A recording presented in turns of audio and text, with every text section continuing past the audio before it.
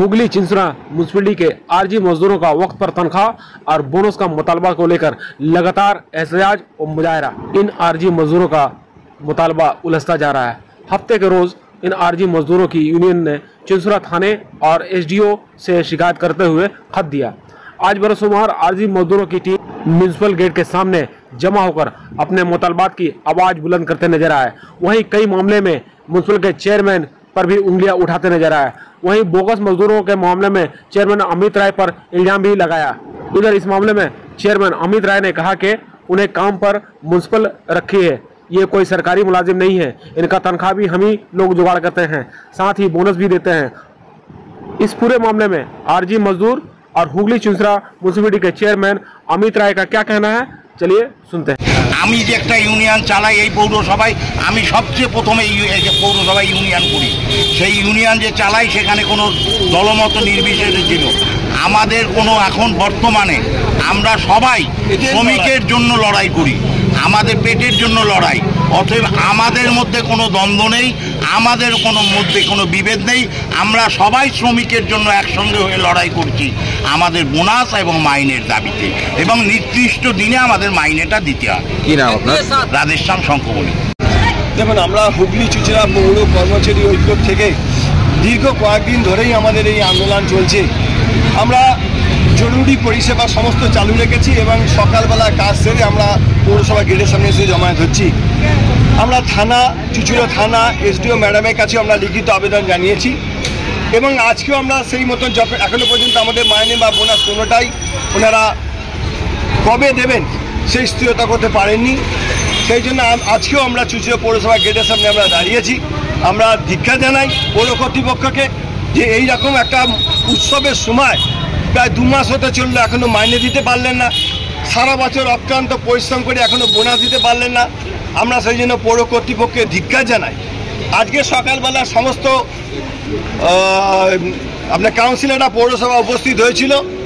শুনলাম যে তারা নাকি কলকাতায় তারা মিটিং করতে যাবে। আমরা চাইলে কিন্তু তাদেরকে এখানে ঘন্টার পর ঘন্টা আটকে রাখতে পারতাম। আমরা চাইলে তাদেরকে ধিক্কার জানিয়ে তাদের বিরুদ্ধে ক্ষোভ প্রকাশ করতে পারতাম, কিন্তু আমরা কর্মচারী শুধু অর্থের জন্য পেটের লড়াই করছি, কোনো রকম সংগ্রামে বা প্রতিঘাতে কিন্তু এখনো পর্যন্ত যাইনি। অনেক নরম আচরণ করেছি, জানি না আমরা এই নরম আচরণ কতদিন আমরা ধৈর্য রাখতে পারবো।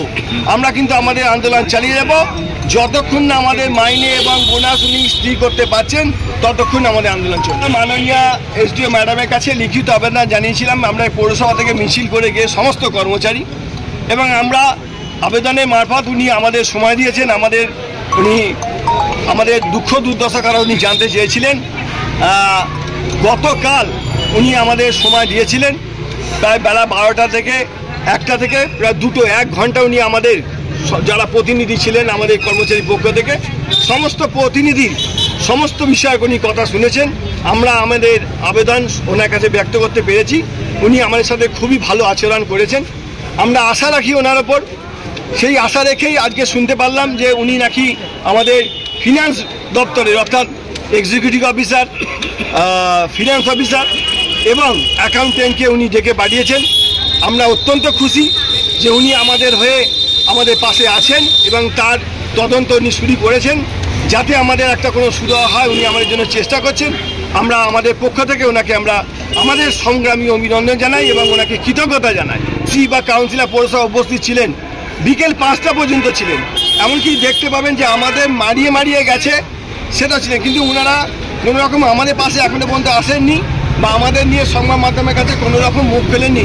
জানি না কেন এই পরিস্থিতি হচ্ছে। আমরা চাই ওনারা সবাই আমাদের পাশে আসুক, আমরা যাতে এই সমস্যার সম্মুখীন থেকে উঠতে পারি এবং চুঁচুড়া শহরকে আবার জঞ্জাল মুক্ত করে এবং সাফাই মুক্ত করতে পারি। আমরা তার দৃঢ় প্রতিজ্ঞা নিচ্ছি।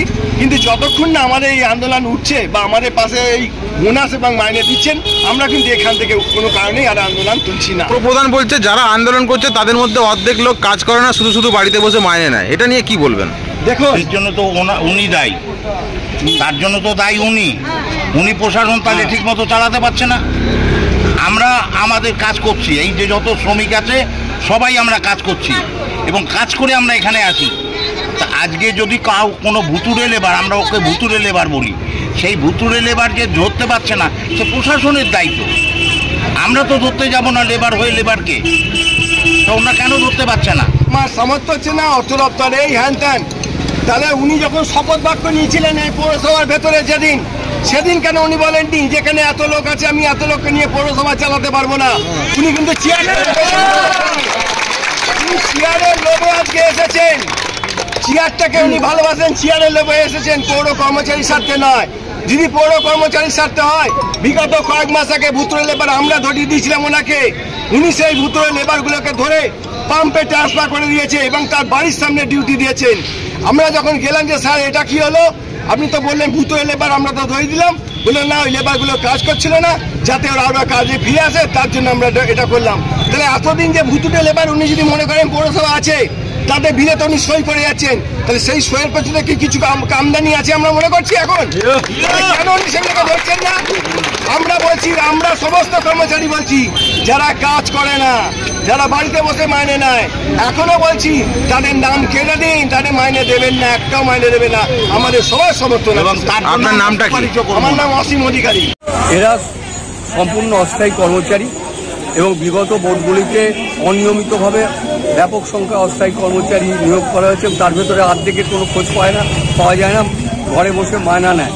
আর যারা এখন সকালবেলায় তাদের ডিউটি 6টার সময়, তারা 7টা সাড়ে 7টায় এসে 9টা 10টার ভেতর তারা বেরিয়ে পড়ে এবং তাদের খোঁজ পাওয়া যায় না। তাহলে সেরকমই মায়না দিতে হবে। আর মায়না তো সরকার দেয় না, এসডিও তো মায়না দেবেন না, বা পুলিশ প্রশাসনও মায়না দেবে না। ওরা নিজেরা গার্ড নেওয়ার জন্য এসে করছে। তার কারণ অন্যায় করে ধমকি দিয়ে লোকেদের এই পুজোর আগে অচল করে, আসলে এই যে পুজোর আগে পরিষ্কার পরিচ্ছন্ন ইত্যাদি করে সেটা না করার একটা ব্যাপার, মানুষকে বিপদে ফেলা। দুই হচ্ছে যে তাদের মায়না ইতিমধ্যে ঢোকা শুরু হয়ে গেছে, তাদের চিরকালই মায়না অনিয়মিত হয়। যখন যেরকম হয়, তাদের তো সরকার পয়সা দেয় না, আমাদের পয়সা জোগাড় করে তাদের মায়না দিতে হয় এবং সেই মায়না জোগাড় হলে আমরা সেইভাবে মায়না দিই।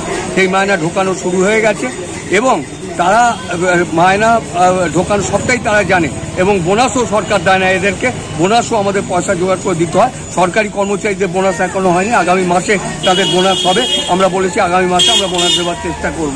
তারপরেও যদি তারা এটা করে, তারা ডেলি রোজে কাজ করে, তাদের মায়নাকে আরও বিপদে ফেলার জন্য চেষ্টা করছে। ডেলি রোজে কাজ করে তাদের মায়না কাটে গেলে তাদের রোজ আরও, তাদের মায়না আরও কমে যাবে। আসলে তা নয়, প্রতিযোগিতা চলছে, ইউনিয়নের লড়াই। কোন ইউনিয়ন এস্টাবলিশড হবে আমি তোমাদের পাইয়ে দিলাম। ওরা জানতে পেরেছে মায়না হবে, সেই জন্য আমরা আন্দোলন করে তোমাদের পাইয়ে দিলাম। এটা দেখাবার জন্য দুটো গোষ্ঠী প্রতিযোগিতা করছে, সেই প্রতিযোগিতার ফল হচ্ছে এই আন্দোলন।